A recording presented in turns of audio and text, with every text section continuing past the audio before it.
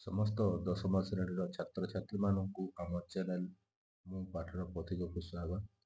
तो आज भिडियो आम शिखा रासायनिक समीकरण और यार लिखन पद्धति। तो यह भिडियो आम आज शिखा रासायनिक समीकरण और यार लिखन पद्धति विषय आम जाना। तो देख रासायनिक समीकरण तो आम तुम कम एक जेनटा थी आमर कौन मैग्नीशियम प्लस ऑक्सीजन जो प्रतिक्रिया होता से सृष्टि होता कौन MgO मैग्नीशियम ऑक्साइड।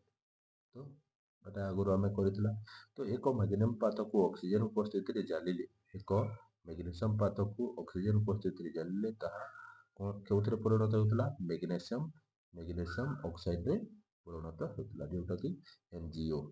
तो वाक्य रूप में रासायनिक प्रतिक्रियार एपरी वर्णना अति लंबा होमें जदि वाक्य रूप में लिखा तेरे टे लंबा हो तो यह एक क्षुद्र और संक्षिप्त रूप में लिखा जा पार। तो आम यहाँ कौन कर वाक्य रूप में न लिखिक आम यहाँ आम संक्षिप्त और क्षुद्र रूप में लिखिपार। तो यह करने सब सहज उपाय हो तो रासायनिक समीकरण रासायनिक समीकरण कि आम जदि छोट कर लिखमा सहज उपाय लिखमा तो रासायनिक प्रतिक्रिया को शब्द समीकरण लिखा। तो ये जेटा आमर अच्छी तो यहाँ आमर प्रत्येक आम कण कला संकेत मान लिखिदेला। तो ये जगह आम आसना शब्द व्यवहार करमा। तो देख आगे देखिए देख तो कौन अच्छे मैग्नीशियम आमर यहाँ अच्छे मैग्नीशियम आम शब्द लिखिदेला मैग्नीशियम प्लस ऑक्सीजन।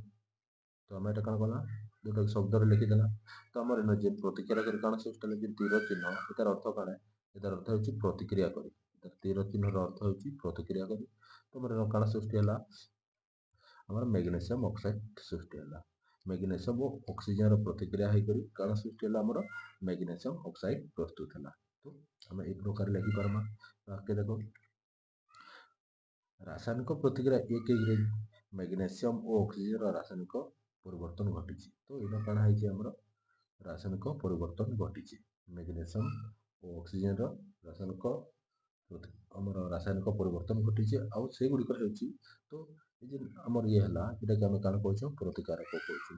तो ये दुई लोक आम दुई लोक मिसिक दुई जन मिसिक कौन है सेनु आमर सृष्टि कौन मैग्नीशियम ऑक्साइड। तो जेन दुई जन भी आमर मिसिक प्रतिक्रिया कले से दुई जन के आम कौन कहूँ प्रतिकारक कहूँ। आ जेनटा सृष्टि है जेनटा सृष्टि है मैग्नीशियम ऑक्साइड। तो यहाँ आम कौन कहूँ जे नुआ पदार्थ सृष्टि है यहाँ आम कहूँ उत्पाद बोलिक। तो आगे जा शब्द समीकरण में प्रतिकारक गुड़िक बाम पार्श्व प्रतिकारक गुड़िक केन पार्श्व रहा बाम पार्श्व रहा। शब्द समीकरण में प्रतिकारक गुड़िक क्यों पार्श्व रहा आमर LHS लेफ्ट हैंड साइड रहा। उत्पाद गुड़िक आमर उत्पाद गुड़िक क्यों साइड रहा RHS अर्थात दक्षिण पार्श्व राइट हैंड साइड रे रहा। जोटा गला तापर देख प्रतिकारक और उत्पाद मध्य एक तीर चिन्ह दिया प्रतिकारक और उत्पाद मध्य चिन्ह दिया तीर चिन्ह दिया यार अर्थ कौन प्रतिक्रिया करी यार अर्थ हूँ प्रतिक्रिया करी। तो तापर देख तीरटी बामरु डाहाण को होता है तीरटा केनु के बामरु ये बामरु डाहाण को होता रासायनिक प्रतिकार दिग को निर्देश करे। तीर चिन्हटी अच्छी ये कौन करता है रासायनिक प्रतिक्रियार दिगटी को निर्देश करता है। तो देखो आगे को बढ़ा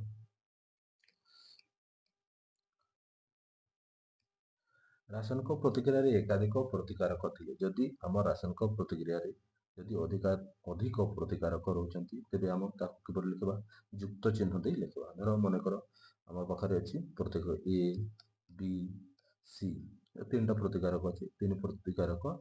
तो आम यहाँ लिखिपारमा A plus B plus C एपरी लिखिपार जदि कौन अच्छे से बोली जदि एकाधिक उत्पाद बाहर यहाँ को लिखा A plus B plus C लिखिपार। यदि उत्पाद आमर प्रतिकारक जदि अधिक अच्छे तो युग चिन्ह देवा आउ उत्पाद जदि कौन अच्छे बेसी अच्छे ताहले आम कौन करमा ସେଟାକେ ବି ଯୁଗ ଚିହ୍ନ ଦେଇକରି ଲେଖମା। ତ ଆଗକୁ ବଢ଼ମା। ତ ଦେଖ ଆମେ ଟିକେ ଜାଣିଦେମା ଆମେ ଯେତେବେଳେ ବି ରାସାୟନିକ ସମୀକରଣ ଲେଖିବା ତ ଆମକୁ 5ଟା ଷ୍ଟେପ୍ କରା লাগବା। 5ଟା ଷ୍ଟେପ୍ ପହଲା ତ କ'ଣ କର୍ମା ପ୍ରତିକ୍ରିୟାର ବିବରଣୀ ଲେଖିବା। ପ୍ରଥମେ କ'ଣ କରିବା କ'ଣ ରିଆକ୍ଟ କରୁଛି ଓ କ'ଣ ତିଆରି ହେଉଛି ତାହାକୁ ଆମେ ଶବ୍ଦରେ ଲେଖିବା। ଯେନ୍ଟାକି ଲେଖିଥିଲା ଆମେ ମ୍ୟାଗ୍ନେସିୟମ୍ ଓ ଅକ୍ସିଜେନ୍ ଶବ୍ଦରେ ଲେଖା ହେଇଥିଲା ଆମର ଯେନ୍ ଲେଖା ହେଇଥିଲା ଏଇଟା ତ ଏଇଟା ମ୍ୟାଗ୍ନେସିୟମ୍ ଓ ଅକ୍ସିଜେନ୍ ଲେଖା ହେଲା। ତାପରେ କ'ଣ କର୍ମା ସଂକେତ ଓ ସୂତ୍ର ଲେଖିବା। ତାର ପରେ କାଣା ହେବା ସଂକେତ। ତ ମ୍ୟାଗ୍ନେସିୟମ୍ର ସଂକେତ କାଣା Mg। ତାପରେ ଅକ୍ସିଜେନ୍ର ସୂତ୍ର କାଣା ଆମର ସଂକେତ ହେଉଛି O2। ତ ଏଟା ଆମେ ଲେଖିଦେଲା। ତାପରେ କ'ଣ କର୍ମା ଏଟା ପରେ ଲେଖିଦେମା। ତାପରେ ଆମର ଯେନ୍ ଥିଲା ମ୍ୟାଗ୍ନେସିୟମ୍ ଅକ୍ସାଇଡ୍ MgO ଏଟା ଲେଖିଦେମା। ଆମେ ଲେଖିଦେଲା ସବୁ ସଂକେତ ରାସାୟନିକ ସଂକେତ ମାନେ ସବୁ ଲେଖିଦେମା। ତାରପରେ କାଣା କର୍ମା ଏତାର ପରେ ଆମର ଷ୍ଟେପ୍ ନମ୍ବର 3 ହେଉଛି ସମୀକରଣକୁ ସମତୁଲ କରିବା। ଯେହେତୁ ଦେଖ ସମୀକରଣଟି ସମତୁଲ ନାହିଁ ଅର୍ଥାତ୍ ସମାନ ନାହିଁ। ଦେଖ ଇଆଡ଼େ ମ୍ୟାଗ୍ନେସିୟମ୍ ଗୋଟେ ଅଛି ଇଆଡ଼େ ମ୍ୟାଗ୍ନେସିୟମ୍ ଗୋଟେ ଅଛି କିନ୍ତୁ ଇଆଡ଼େ ଦୁଇଟା ଅକ୍ସିଜେନ୍ ଅଛି ଇଆଡ଼େ ଗୋଟେ ଅକ୍ସିଜେନ୍ ଅଛି। ତ ଏଟାକେ ଆମକେ ସମାନ କରବା। ଦୁଇ ଆଡ଼େ ପରମାणु ସଂଖ୍ୟାକେ ସମାନ କରବାର ଅଛି। ତ ସେଥିଲାଗି ଆମେ କାଣା କରୁଛେ ଇଆଡ଼େ ଆମେ 2 ଟେ ଗୁଣନ କରିଦେଉଛେ। ତ କାଣା ହେଲା ଏখানে 2ଟା Mg ହେଇଗଲା ଆଉ 2ଟା ଅକ୍ସିଜେନ୍ ହେଇଗଲା। କିନ୍ତୁ ଇଆଡ଼େ ଗୋଟେ କାଣା ହେଲା ମ୍ୟାଗ୍ନେସିୟମ୍ ହେଲା। ତ ସେଥିଲାଗି ମୁଁ କାଣା କରୁଛେ 2ଟେ ଗୁଣନ କରୁଛେ। ତ ଏଇଟା ହେଇଗଲା ଆମର ସମତୁଲ ସମୀକରଣ। ତ ମୁଁ ବଡ଼ ଲେଖି ନେଉଛେ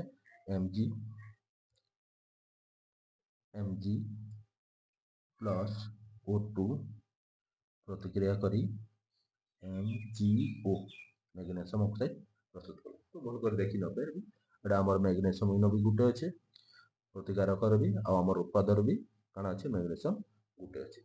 କିନ୍ତୁ ଅକ୍ସିଜେନ୍ ପ୍ରତିକାରକରେ କେତେଟା ଅଛି ଦୁଇଟା ଅଛି। କେତେଟା ଅଛି ଦୁଇଟା ଅଛି ଆଉ ଆମର ଉତ୍ପାଦରେ ଗୋଟେ ଅଛି। ତ ଏ ଦୁଇଟା ଆମର ଦୁଇ ସେଟା କାଣା ଅଛି ପ୍ରତିକାର ଆଉ ଉତ୍ପାଦରେ ଆମର ପରମାଣୁ ସଂଖ୍ୟାଟା ସମାନ ନାହିଁ। ତ କାଣା କର୍ମା ଆମେ ଦେଖ ସମାନ କରବାର୍ ଲାଗି ହେଲେ ଆମର ଯେହେତୁ ଇନ ଅକ୍ସିଜେନ୍ ଦୁଇଟା ଅଛି ତ ପ୍ରତିକାରକ ଦୁଇଟା ଅକ୍ସିଜେନ୍ ଅଛି ତ ଉତ୍ପାଦ ସେଟା ଆମେ କାଣା କର୍ମା ଦୁଇଟା ଅକ୍ସିଜେନ୍ କରବାର୍ ଲାଗି ପଡ଼ବା। ତ ମୁଁ ଇନ 2 ଗୁଣନ କରିଦେଲି। ତ ହେନ କାଣା ହେଲା ଦୁଇଟା ଅକ୍ସିଜେନ୍ ହେଇଗଲା। କେତେଟା ଅକ୍ସିଜେନ୍ ହେଇଗଲା ଦୁଇଟା ଅକ୍ସିଜେନ୍ ହେଇଗଲା। ତ ଏହେନ ଦୁଇଟା ଅକ୍ସିଜେନ୍ ହେଇଗଲା ଆଉ ଦୁଇଟା ମ୍ୟାଗ୍ନେସିୟମ୍ ହେଇଗଲା। ତ କାଣା ତାହେଲେ ଦେଖୁନ୍ ତ ପ୍ରତିକାରକରେ କେତେଟା ମ୍ୟାଗ୍ନେସିୟମ୍ ଅଛି ଗୋଟେ ଅଛି କିନ୍ତୁ ଉତ୍ପାଦରେ କେତେଟା ମ୍ୟାଗ୍ନେସିୟମ୍ ହେଇଗଲା ଦୁଇଟା। ତାହେଲେ ଆମେ ମ୍ୟାଗ୍ନେସିୟମ୍ରେ 2 ଗୁଣନ କର୍ମା। ତ ଦେଖ ଏଥିରେ କାଣା ହେଲେ ସମତୁଲ ହେଇଗଲା। ତ ଏପରି ଭାବରେ ଆମକେ ସମତୁଲ କରବାର୍ ଲାଗି ପଡ଼ବା ଯେହେତୁ ପରମାଣୁ ସଂଖ୍ୟାଟା ସମାନ ନଥିବେ। ତାପରେ କାଣା ଅଛି ଆମର 4 ନମ୍ବର ଷ୍ଟେପ୍ଟା ହେଲା ପଦାର୍ଥର ଅବସ୍ଥା। କାଣା ପଦାର୍ଥର ଅବସ୍ଥା ମୁଁ ଆଉ ଗୋଟେ ଏକ୍ଜାମ୍ପଲ୍ ନେଉଛେ। ତ H2 ପ୍ଲସ୍ O2 ପ୍ରତିକ୍ରିୟା କରି କାଣା ହେଉଛି H2O ବାହାରୁଛି। ଏଇଟା ବି ସମତୁलन ନା। ତ ଦେଖ ଇଆଡ଼େ ହାଇଡ୍ରୋଜେନ୍ ଦୁଇଟା ଇଆଡ଼େ ହାଇଡ୍ରୋଜେନ୍ ସମାନ ଅଛି କିନ୍ତୁ ଇଆଡ଼େ ଅକ୍ସିଜେନ୍ ଦୁଇଟା ଅଛି ଇଆଡ଼େ ଦୁଇଟା ଅକ୍ସିଜେନ୍ ଅଛି କିନ୍ତୁ ଇଆଡ଼େ ଗୋଟେ ଅକ୍ସିଜେନ୍ ଅଛି। ତ ଏଟାকে ସମାନ କରା ଲାଗବା। ତ ମୁଁ ଦୁଇଟା ଅକ୍ସିଜେନ୍ 2 ଗୁଣଟା କରିଦେଲି 2 ଇଣ୍ଟୁ କରିଦେଲି ତ 2 ଦୁଣା 4 ହେଇଗଲା ଆମର ହାଇଡ୍ରୋଜେନ୍ ଇଆଡ଼େ କେତେଟା ହେଇଗଲା 4 ହେଇଗଲା ଆଉ ଅକ୍ସିଜେନ୍ କେତେ ହେଲା 2 ହେଇଗଲା। କିନ୍ତୁ ଇଆଡ଼େ ହାଇଡ୍ରୋଜେନ୍ କେତେଟା ଅଛି 2ଟା ଅଛି ତ ଇନ ମୁଁ 2 ଗୁଣ କରିଦେଲି। ତ ହେନେ କାଣା ହେଲା ଏ ସମୀକରଣଟା ସମତୁଲ ହେଇଗଲା। ତ ଦେଖ ତ ଯେତେବେଳେ ହେଲା ଆମେ ଆସିଲେ 4 ନମ୍ବର ଷ୍ଟେପ୍ରେ କାଣା ଅଛି ପଦାର୍ଥର ଅବସ୍ଥା। ତ ଏଇ ଯେନ୍ ଯେତେ ବି ପଦାର୍ଥ ଏ ଅବସ୍ଥା ଲେଖା ହବ। ହାଇଡ୍ରୋଜେନ୍ କେନ୍ ଅବସ୍ଥାରେ ଅଛି ଆମର ଯେନ୍ 3ଟା ଅବସ୍ଥା ଅଛି ତ କଠିନ ତରଳ ଗ୍ୟାସ ଆଉ ଗୋଟେ ଅବସ୍ଥା ମାନେ ଜଳୀୟ ଦ୍ରବଣ। ତ ଦେଖ ହାଇଡ୍ରୋଜେନ୍ଟା କେନ୍ ଅବସ୍ଥାରେ ଅଛି ଆମର ଗ୍ୟାସ୍ ହାଇଡ୍ରୋଜେନ୍ ଗ୍ୟାସ୍ ଏ ଯେଉଁ ଆମର ଗ୍ୟାସ୍ ତ ଆମେ ଜି ଲେଖି ପଡ଼ମା। ତ ଦେଖ ମୁଁ ଆଉ ଟିକେ ଭଲ କରି କହିଦେଉଛେ। ତ କଠିନ ଲାଗି ଆମେ କାଣା ଲେଖୁଛେ କଠିନ ଲାଗି ଏସ୍ ସଲିଡ୍ ଲେଖମା। ଏଟା ହେଉଛି ତାର ଅବସ୍ଥା ସଲିଡ୍। ଆମର ତରଳ ଲାଗି କାଣା ଲେଖା ହବା ତରଳ ଲାଗି ଲେଖା ହବା ଲିକ୍ୱିଡ୍। ଏଟା ଆମର ଏଲ୍ଟା ଲିକ୍ୱିଡ୍। ତାପରେ ଆମର ଆସିଗଲା ଗ୍ୟାସିୟ ଲାଗି କାଣା ଲେଖା ହବା ଆମର ଜି ଲେଖା ହବା ତ ଗ୍ୟାସିୟସ୍। ତାପରେ ଦେଖ ତାরপর ଆମେ ଆଉ ଗୋଟେ ଆସିଗଲା ଅବସ୍ଥା ଯେ ଆମର ଏକ୍ୱେସ୍ ସଲ୍ୟୁସନ୍ ଜଳୀୟ ଦ୍ରବଣ କାଣା ଏକ୍ୱେସ୍ ସଲ୍ୟୁସନ୍। ତ ସେଟାকে ଆମେ ଲେଖମା AQ ଲେଖମା। ତ ଦେଖ ଆମେ ଯେତେବେଳେ ନେଇଥିଲା କାଣା ନେଇଥିଲା ହାଇଡ୍ରୋଜେନ୍ ପ୍ଲସ୍ ଅକ୍ସିଜେନ୍ ପ୍ରତିକ୍ରିୟା କରି କାଣା କରିଥିଲା H2O ବାହାରିଥିଲା। ତ ଏଇ ଜାଗାରେ ତ ଇଏ ଆମର ହାଇଡ୍ରୋଜେନ୍ଟା କାଣା ଗ୍ୟାସ୍ ତ ଆମେ ଜି ଲେଖମା। ଏଟା କାଣା ଆମର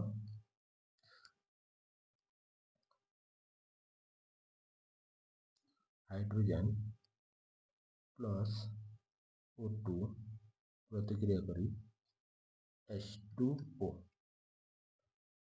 थिला तो आम लिखि पार्मा जगह हाइड्रोजन आमर कण गैस ऑक्सीजन भी आमर गैस तो ये आमर कण तरल पदार्थ लिक्विड आम ये लिखि पार्मा तो यहीपर भाव में